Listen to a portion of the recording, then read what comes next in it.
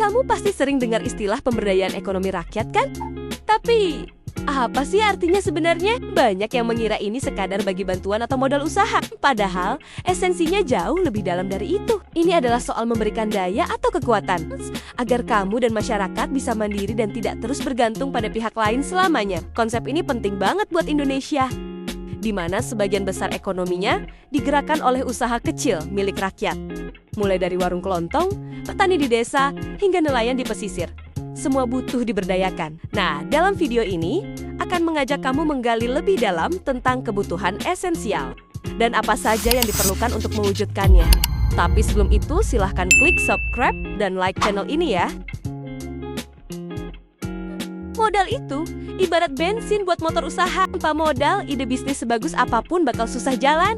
Masalahnya, banyak dari kamu yang kesulitan dapat pinjaman dari bank karena syaratnya ribet, harus ada jaminan, dan administrasinya berbelit. Ini jadi penghalang terbesar buat rakyat kecil yang mau mulai atau mengembangkan usaha mereka agar bisa naik kelas. Makanya, solusi seperti lembaga keuangan mikro, koperasi simpan pinjam, atau program kredit usaha rakyat dari pemerintah jadi sangat penting. Skema-skema ini biasanya menawarkan syarat yang lebih ringan dan bunga yang lebih bersahabat untuk kamu. Tujuannya jelas, yaitu memberikan akses modal yang tidak mencekik. Hingga keuntungan usahamu bisa benar-benar dinikmati, bukan habis buat bayar utang. Punya modal saja tidak cukup kalau kamu tidak punya ilmunya. Punya uang banyak tapi tidak bisa mengelola keuangan atau meningkatkan kualitas produk, sama saja bohong. Makanya, pendidikan dan pelatihan keterampilan itu jadi kebutuhan esensial. Ini bukan cuma soal sekolah tinggi, tapi lebih ke pelatihan praktis yang langsung bisa kamu terapkan untuk mengembangkan usahamu sehari-hari. Dengan bekal keterampilan yang terus diupdate, kamu jadi lebih siap menghadapi perubahan zaman dan persaingan pasar yang ketat.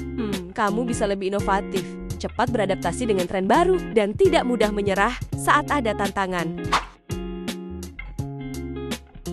Kamu bisa saja punya produk paling bagus di kampungmu. Tapi kalau yang beli cuma tetangga kanan kiri, usahamu bakal sulit berkembang. Akses pasar yang luas itu penting banget. Ini soal bagaimana caramu membawa produkmu keluar dari lingkaran kecil itu dan menjangkau lebih banyak pembeli, baik di kota lain maupun secara online. Agar penjualan bisa meningkat drastis, pemerintah dan lembaga lain punya peran penting untuk menjembatani kamu dengan pasar. Misalnya dengan memberikan informasi tren pasar, membantu proses sertifikasi agar produkmu bisa masuk retail modern, atau menghubungkan usahamu dengan perusahaan besar. Infrastruktur pendukung itu bukan cuma soal jalan tol di kota besar. Bagi kamu pelaku ekonomi rakyat, hal-hal seperti jalan desa yang layak, listrik yang stabil, serta akses internet yang lancar adalah fondasi utama. Maka dari itu, pembangunan infrastruktur dasar yang merata hingga ke pelosok adalah sebuah keharusan, bukan lagi pilihan. Ini adalah investasi jangka panjang dari pemerintah yang akan mempermudah semua usahamu. Kebijakan dan regulasi dari pemerintah itu ibarat wasit dalam pertandingan ekonomi.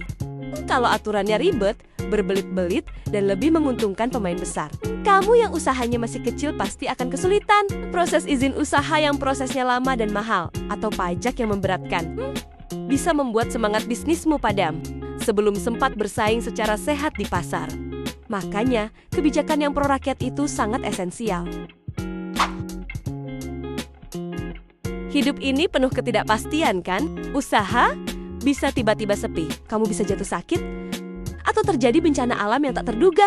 Nah, jaminan sosial itu hadir sebagai jaring pengaman. Fungsinya bukan bikin kamu malas, tapi untuk menahanmu agar tidak terperosok ke jurang kemiskinan yang lebih dalam ketika musibah datang tanpa diundang sama sekali. Jaminan sosial ini wujudnya ada berbagai jenis.